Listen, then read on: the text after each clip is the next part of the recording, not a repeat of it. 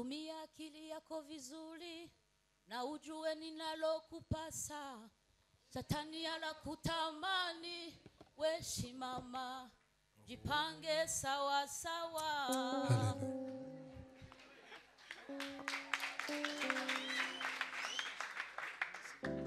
Yanjemo mukanya nicaye hii.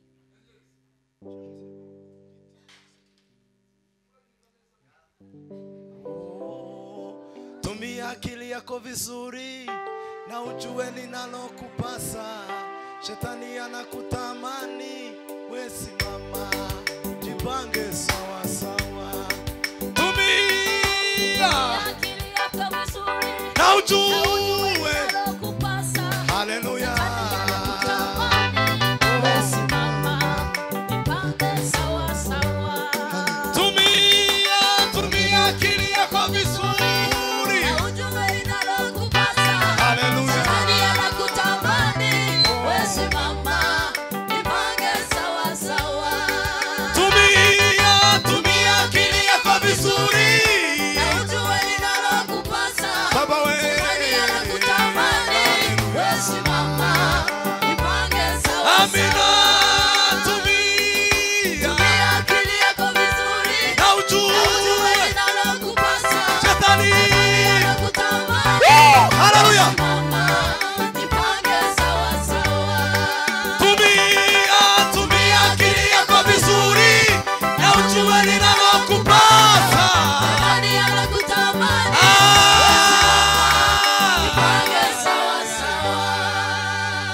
Amen. Amen. Juste avant de commencer, mon ami, continue à danser Mugezi comme ça wanje pour bandanye l'Éternel. utambira ku Mana. Tu m'entends? Uranyumva n'uyo mwana ariko arabwira. Continue à danser comme cela pour l'Éternel. Bandanye utamba gutya ku Mana. N'arrête jamais de danser pour l'Éternel. Ntuzuhagarike gutambira Imana. Que Dieu te bénisse. Imana iguhezagire.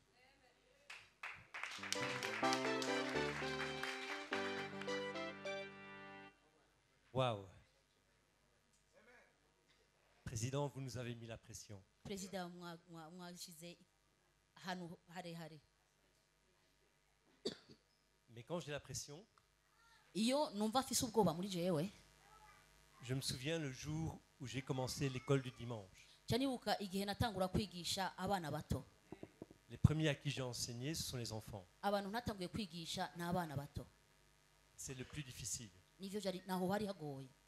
Parce qu'ils peuvent vous poser des questions. Kuko barashobora kubabaza ibibazo Vous ne savez même pas d'où ça vient. utazi naho bivuye. Et ce jour-là, j'étais en train de me préparer. Uwo munsi nariko nditegura, J'étais assis dans l'église. nari nicaye mu rusengero, Je demande à Dieu, mais est-ce que je suis vraiment prêt?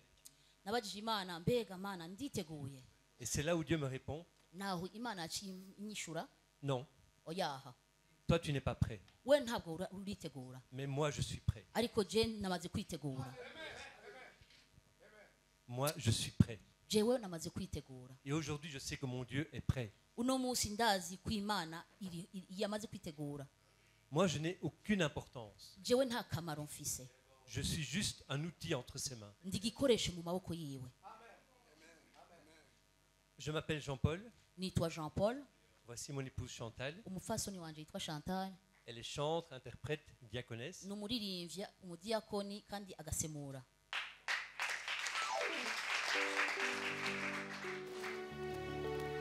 Je suis évangéliste. Dumuvuga butumwa. Nous vivons en Belgique. Tuba mu Bubiligi. Nous avons 6 enfants. Dufise abana batandatu.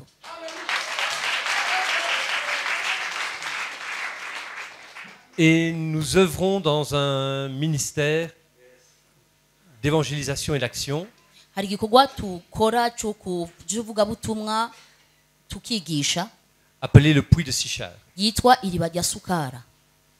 Et nous sommes très heureux d'être avec vous aujourd'hui. Turanezerewe cyane kubana nawe uno munsi. Quand Eric nous a contactés, Igihe Eric yaduhamagara, je pensais très naïvement devoir prêcher une fois. nibajije ko nzobwiriza gusa umunsi umwe. Je crois que depuis on est arrivé, Kuva tugishika, c'est la 6e ou la 7e fois. ndibaza ko ari inshuro zitandatu cyangwa incuro indwi. Gloire à Dieu. Imana ihabwe icubahiro. Je remercie vos responsables qui nous ont fait confiance. ndashimiye abayobozi banyu bagize twizeye Et je remercie particulièrement mon frère Eric et sa famille. ndashimire cyane cyane Eric n'umuryango wiwe Merci de nous avoir invités. mwakoze kudutumira Merci de prendre soin de nous tous les jours. murakoze kutwitwararika buri munsi Soyez bénis. muhezagirwe. Enfin, je remercie mon Dieu qui m'a mené jusque devant vous ndashimira kandi cyane cyane imana yanjye yanzanye imbere yanyu et qui m'a donné cette parole à partager. yampaye iri jambo ndabasangize. Eric m'a dit que j'allais parler devant les intercesseurs. imana Eric yambwiye ko nza kuvuga imbere y'abinginzi. Alors, quand on me parle d'intercesseurs, iyo bambwiye abinginzi dans les églises que j'ai fréquentées en Belgique, mu masengero nagiye mu Bubiligi, les intercesseurs sont souvent eux qui reçoivent des requêtes abinginzi nibo bakira ivyo abantu ivyifuzo by'abantu et qui prient pour l'église. hama bagasengera isengero. Et dans une des églises où on est allé, mu sengero twagiyemo c'est assez étonnant. biratangaje, Il y a un peu plus de 200 personnes, hari nk'abantu amajana abiri, il y a une vingtaine d'intercesseurs. hari abingizi nka 200. Et quand ils se réunissent, iyo bari hamwe bagize inama, s'ils arrivent à 10, c'est beaucoup. iyo bari hamwe mu gusenga bageze ku 10 baba ari benshi cyane. Pourtant, Ariko Jacques nous dit, Yakobo atubwira, et il ne parle pas des intercesseurs, il parle des chrétiens. ntavuga abinginzi, avuga ku bakristo. Priez les uns pour les autres. Nimusengeranire. Les requêtes, Ivyifuzo ce n'est pas seulement l'affaire des intercesseurs, ntabwo vyerekeye gusa abinginzi, c'est l'affaire de tous les chrétiens. vyerekeye abakristo bose. Dans une église de 200 personnes, Mu sengero hari abantu majana quand on abiri, prie pour des requêtes, iyo musengeye ivyifuzo il devrait y avoir 200 personnes. hategereza kuba abantu amajana abiri. Alors, fort de cette expérience, Ivyo bintu igihe twabibona vyanshikiye, je voudrais regarder avec vous 3 choses. nifuza kuraba namwe ibintu bitatu. Qu'est-ce qui fait qu'on est intercesseur? Ni iki kitugira kuba abinginzi? Quel est son rôle? Ni iki gikorwa cyayo? Ça, c'est les 2 premières choses. Ni ibintu vya mbere ivyo. Et ensuite, je voudrais regarder qui peut être intercesseur. Hama ndaza kuraba ninde yoba umwinginzi. On va les lire dans Habakkuk, Dusome muri Habakkuk, chapitre 2, verset 1. igice cya kabiri umurongo wa mbere. Habakuki igice cya kabiri umurongo wa mbere. Nzahagarara hejuru y'umunara aho ndindira, kandi nzaranguruza ndeba aho ari numve icyo ambwira. Nuko nzasubira ku bw'icyo namuganyiye. Amen. Amen. Amen.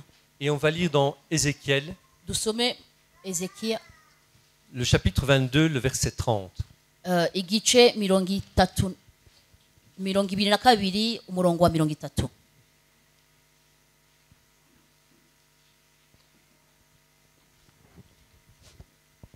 Kandi nashatse umuntu muri bo wasana inkike ngo ahagarare imbere yanje mu cyuho ahagarariye igihugu kugira ngo takirimbura, ariko ntawe nabonye. Amen.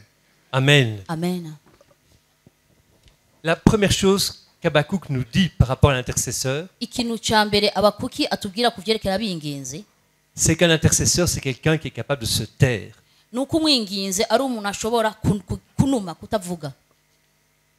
J'étais à mon poste et je me tenais sur la tour. Nari aho bari bantumye gukora mpagaze neza. Je veillais pour voir ce que l'Éternel me dirait. Nari ko ntekereza ico Imana izo kumbwira. Je ne peux pas écouter l'Éternel Sishobora kumva uhoraho si je suis en train de parler. nimba ndiko ndavuga. Je ne sais pas si vous avez déjà essayé de discuter avec une personne qui n'arrête jamais de parler. Sinzi ko mwagerageje kuganira n'umuntu aguma avuga igihe cyose. C'est impossible. Ntibishoboka. Cette personne ne vous écoute pas. Uyo muntu ntabwo abumviriza. Elle ne vous écoutera jamais. Ntazopfa abumvirije. Donc la première qualité de l'intercesseur, Ikintu cya mbere cy'umwinginzi c'est qu'il sait se taire. nuko ashobora kunuma. Samuel dira, Samuel avuga, parle, ton serviteur t'écoute. vuga abantu bawe bakumve. L'intercesseur, c'est d'abord celui qui écoute Dieu. umwinginzi imbere mbere n'umuntu yumvira imana.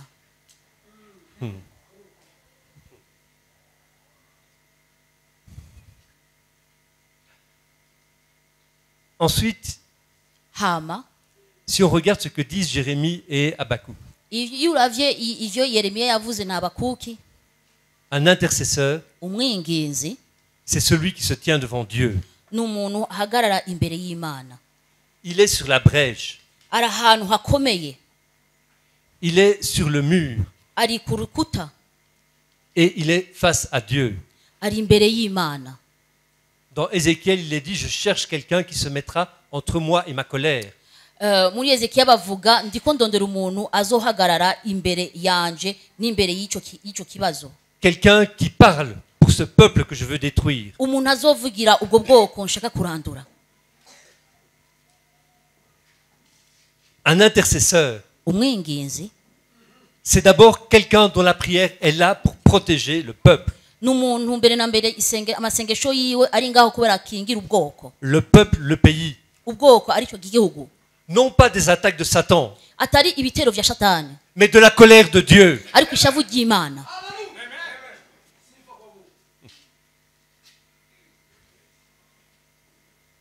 Nous avons un intercesseur, un modèle d'intercesseur. Dufise umwinginzi, dufise akararo k'umwinginzi. C'est Jésus. Ni Yesu. C'est lui qui intercède pour nous à côté du trône de Dieu. Nuwe yinginga imbere y'ingoro y'Imana. Jésus nous a intercédé jusqu'au bout. Yesu yaringinze gushika ku iherezo, Jusqu'à être sacrifice. gushikaho yitanga nk'ikiguzi, Pour que la colère de Dieu ne soit pas sur nous. kugira ishavu ry'Imana ritaba kuri twebwe.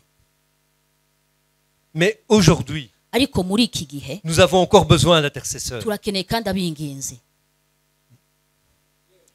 Pas seulement des intercesseurs qui vont prier pour mes péchés, Atari abingizi gusa basenga ku bicumuro vyanje, mais hors de cette église. ariko nyuma y'iri sengero, Il y a combien de personnes qui ne connaissent pas Dieu? hanze y'iri sengero ni bangahe batazi Imana? Il y a combien de personnes qui vivent dans le péché? Ni bangahe baba mu bicumuro? Ces personnes ont besoin d'intercesseurs. Abo bantu bakeneye abinginzi. Vous devez sans doute connaître le pasteur Marcelo Tunasi. Ndibaza ko muba muzi umupastori yitwa Tunasi. Dans une de ses prédications, Mu byo yigishije il a dit, pour que moi je me convertisse, yavuze igihe jewe nakizwa, il a fallu qu'il y ait des gens qui prient pour moi. kugira jewe nkize habaye abantu bansengera. Il faut des gens qui prient pour les gens qui sont perdus. Hategerezwa kuba abantu basengera abantu batakaye.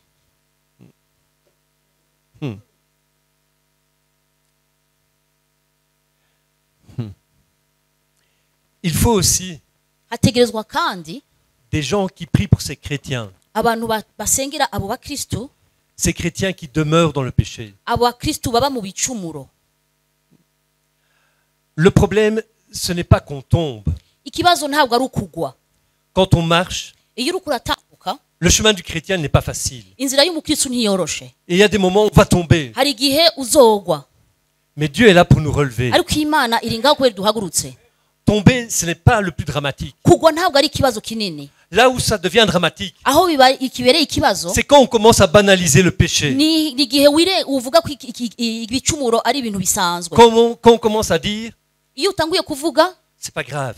nta kibazo kirimo, Même si je fais ça tous les jours, naho nkora ibintu iminsi yose c'est pas grave, Dieu me pardonne. nta kibazo, Imana izombabarira, Dieu me pardonne. Imana irambabarira. Et on va tellement loin Bazogira kure qu'on finit même par ne plus demander pardon à Dieu. gushika naho tuzogira ahantu tudashobora gusaba imbabazi Imana. Ce péché, il ne dérange plus.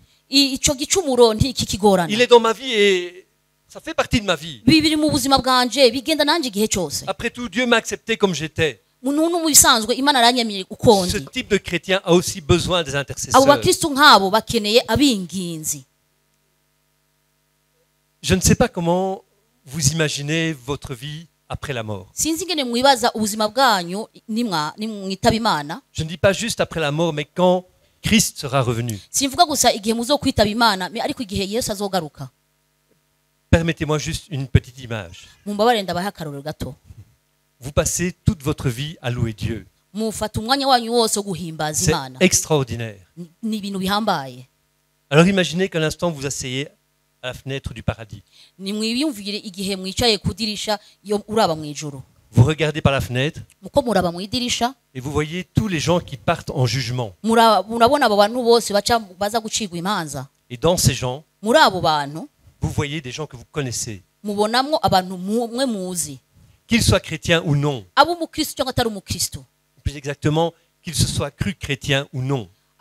mvugisha ukuri, yaba yibaje ko ari umukristo cyangwa atari umukristo. Et vous les voyez partir vers le jugement, Murabona bagenda aho bacira urubanza, en sachant que pour la plupart du jugement, muzi neza yuko ku bantu abo bantu bose c'est le feu éternel. ibikurikira nuko bazorambuka. Je ne sais pas comment vous sentez les choses, Sinzi ingene muvyiyumvamo mwebwe, mais moi personnellement, ariko ku bwanje je refuse ndanse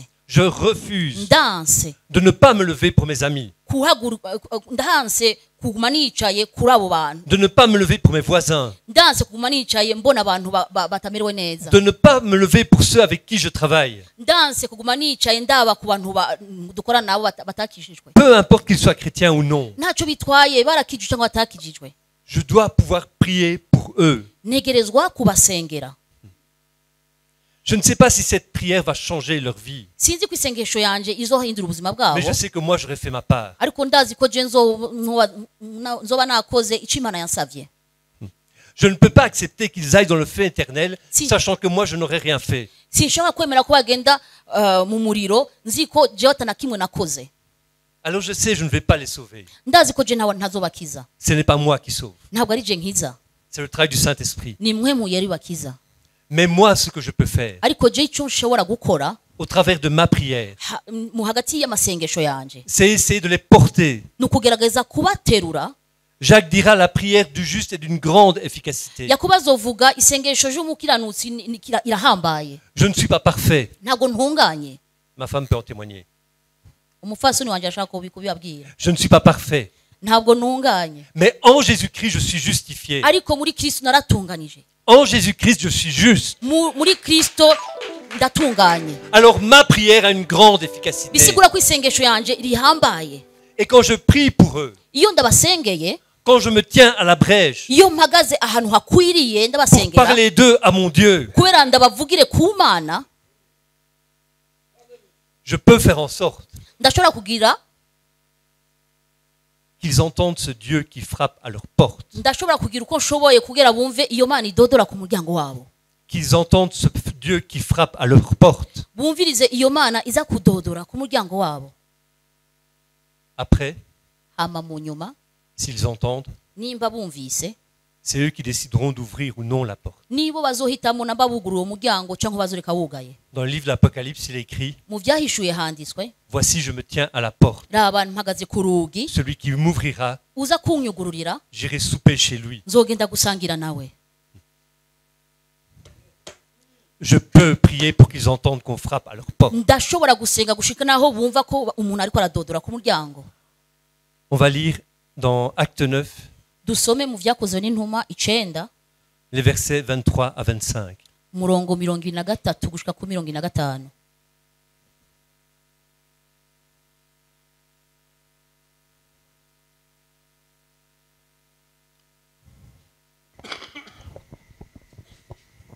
Izakozwe n'intumwa 9:23. Hashize iminsi myinshi abayuda baja inama yo kumwica, ariko Sawuli amenya inama yabo, bubikirira ku marembo ku manywa na nijoro kugira ngo bamwice. Abigishwa be niko kumujana nijoro, bamucisha mu nkike z'amabuye, bamumanurira mu gitebo. Amen. Amen. Amen. Paul est alors un inconnu. Paulo ntabwo yarazwe. Plus exactement, personne n'imagine qu'il va devenir l'apôtre que l'on connaît. Nta numwe yarazi ko azoba intumwa tuzi. Tout ce qu'on sait de lui, Ivyo tuzi kuri we c'est qu'il a d'abord persécuté les chrétiens nuko yagwanya abakristo, et qu'il aurait changé de vie. ko yahinduye n'ubuzima. Mais quand il est menacé, Ariko igihe yategwa, des disciples de Christ intumwa za kristo vont le prendre, baramufashe le mettre dans une corbeille, bamushira mu gitebe mu gitebo murambabarira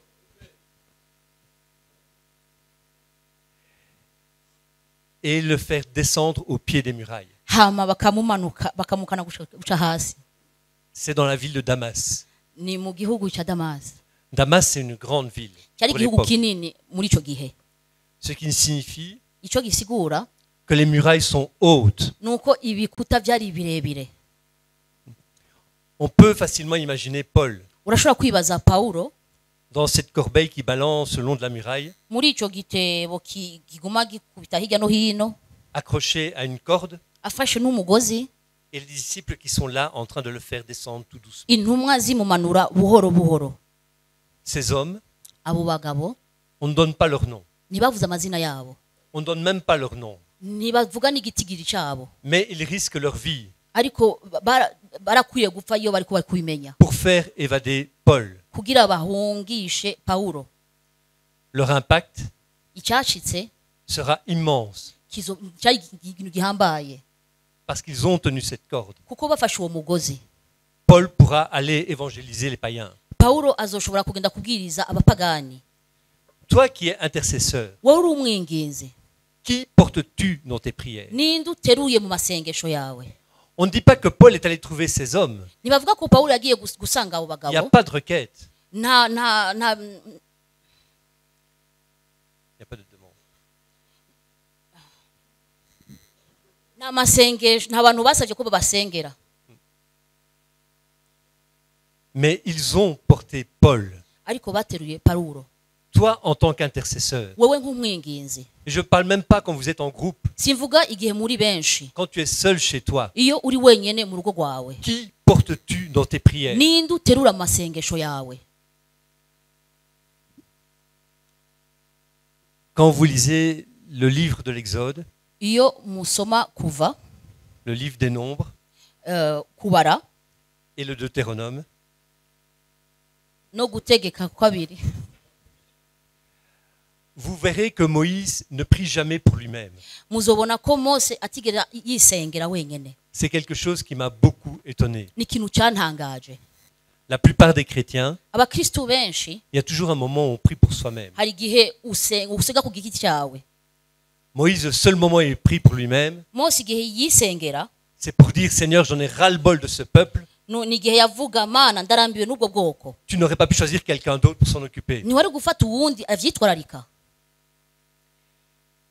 Mais toutes les prières de Moïse, Ariko amasengesho yose ya Mose, chaque fois qu'il se met devant Dieu, igihe cyose yahagarara imbere y'Imana, c'est pour dire à Dieu, ni ukubwira abwira Imana, je sais que ce peuple fait des bêtises, ndazi ko ubwo bwoko bugira amafuti, mais si tu le détruis complètement, ariko nuwabarandura, qui viendra te louer? ninde azoza kuguhimbaza? Qui viendra te rendre gloire? Ninde azoza kugutazira?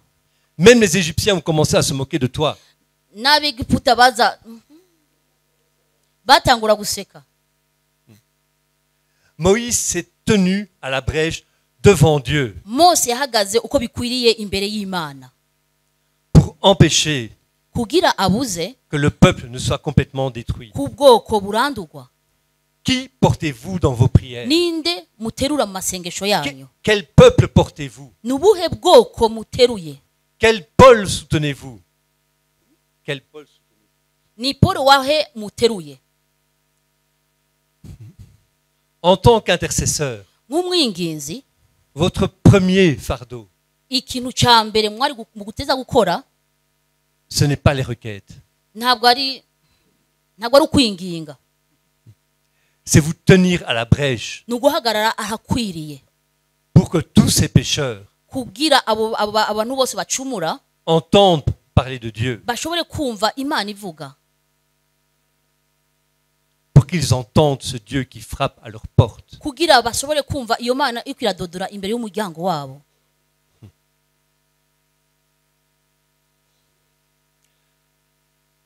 Paul est quelqu'un qui m'a beaucoup étonné. Paulo n'umuntu yantangaje. Il va à Athènes, Yagiye Athènes, une grande ville aussi à l'époque. igihugu kinini muri ico gihe Et il ne va pas dans le temple. ntiyagiye mu ngoro. Moi, je suis très confortable. Jewe merewe neza Depuis que je commençais à enseigner ici, kuva aho natanguye kwigisha ngaha. je suis chaque fois dans une église Ndi mu nsengero avec des chrétiens. n'abakristo. Paul, il est sur la grande place, Paulo yari ahantu hanini ari wenyene avec des gens qui ne croient pas en Dieu. n'abantu batizera Imana, Et là aussi, il va leur parler de Dieu. naho yarababwiye Imana iyo ariyo. Nous devons prier Dutegeza gusenga pour que nous ayons des Pauls kugira tugire aba Paulo qui aillent dans les rues, bagenda mu mayira, qui se tiennent sur les places, bahegenda mu bice se tiennent sur les places bagenda guhagarara ahantu pour parler de Dieu. kugira bavugire Imana. Les prières des intercesseurs, Amasengesho y'abinginzi elles doivent porter les pécheurs, ategeza guterura abantu bacumura, mais elles doivent aussi porter les évangélistes, les chantres, les pasteurs. kandi ategeza guterura abaririmbyi, abavugabutumwa n'abapastori.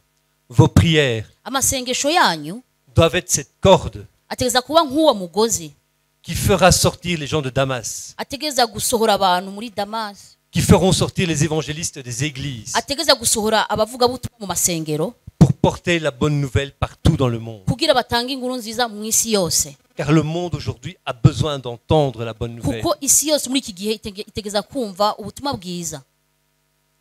Notre monde se meurt Isi yacu imeze nabi parce qu'il n'entend pas la bonne nouvelle. kubera batumva ubutumwa bwiza. Qui ira annoncer la bonne nouvelle à l'extérieur? Ninde uzogenda kubwiriza ubutumwa bwiza hanze? Je voudrais maintenant aborder ce point: qui peut être intercesseur? Ndashaka kuvuga ku kintu ninde yoba umwinginzi. On va lire Matthieu 27, Dusome muri Matayo 27 les versets 50 à 51. murongo 50 gushika ku 51.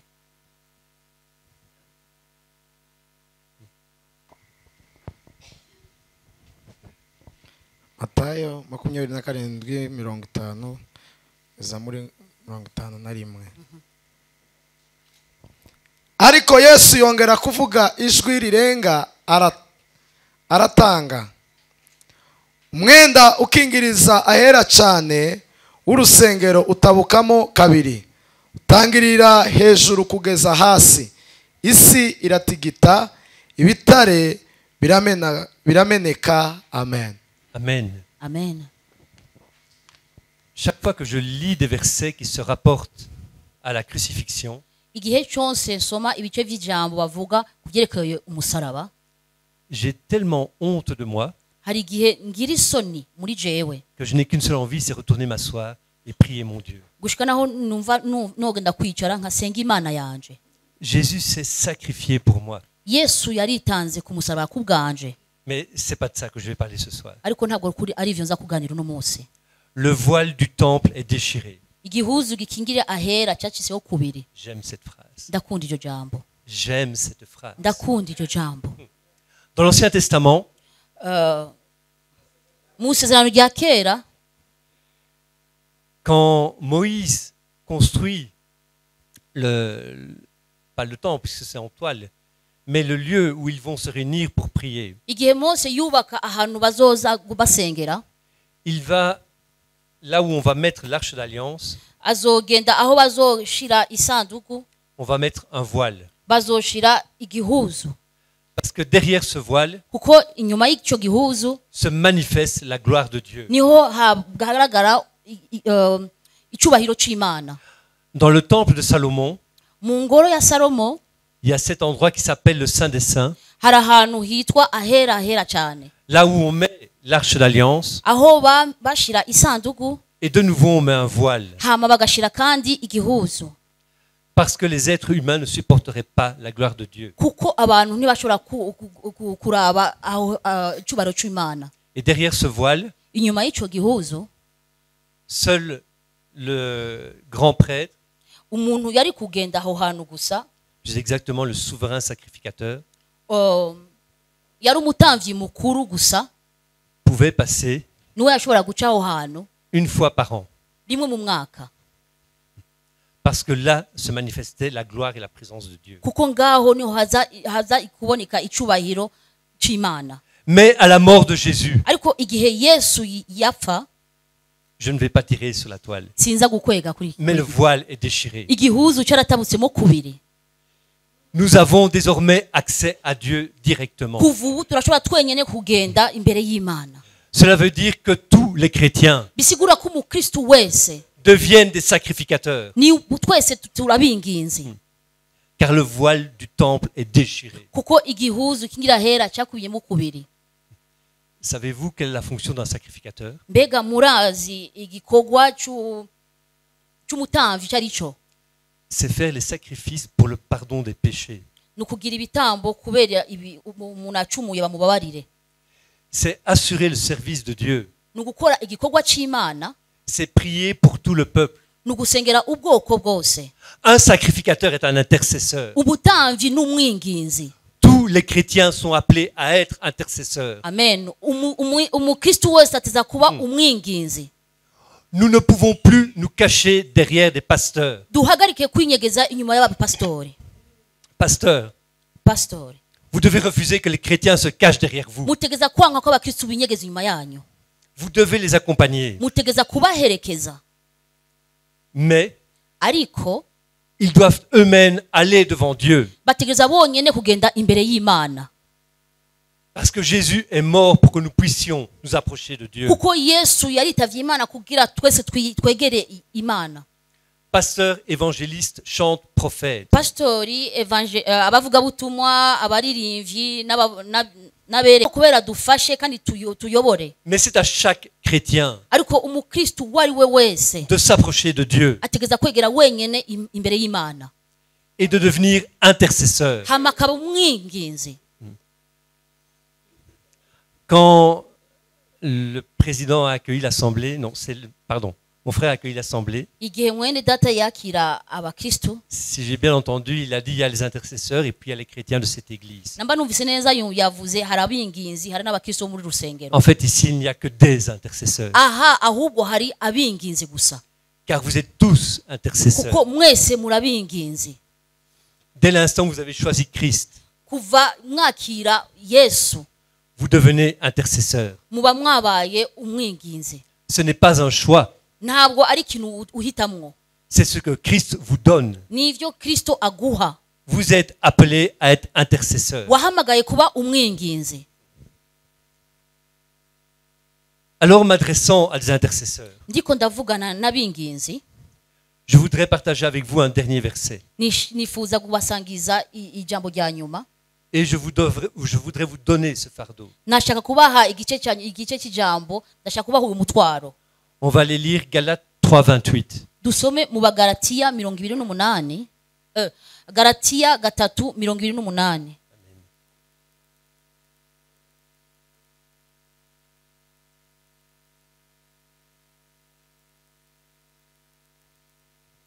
Ego 3:28. Abagalatiya 3:28. None ntiyakagireho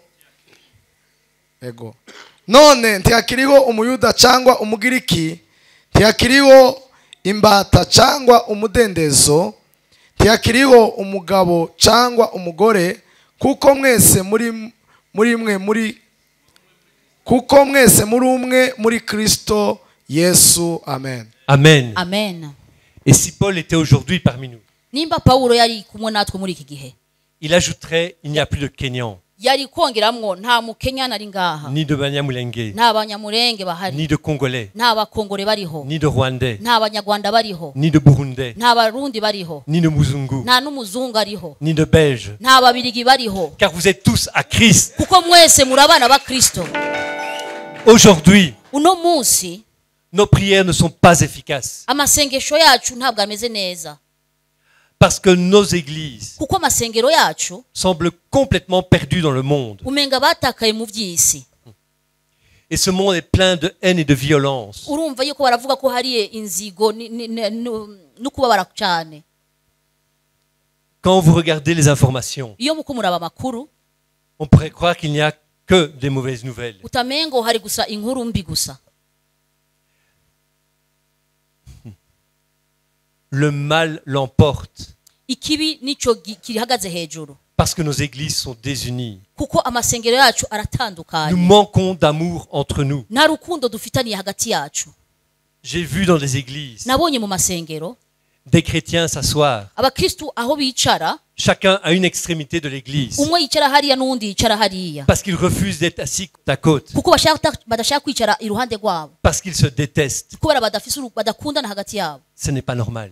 Ntabwo ari ibintu byiza, Ce n'est pas normal non plus ntabwo ari ibintu bisanzwe kandi que les églises ne se visitent pas entre elles. namba amasengero badafise kugendanira hagati yabo.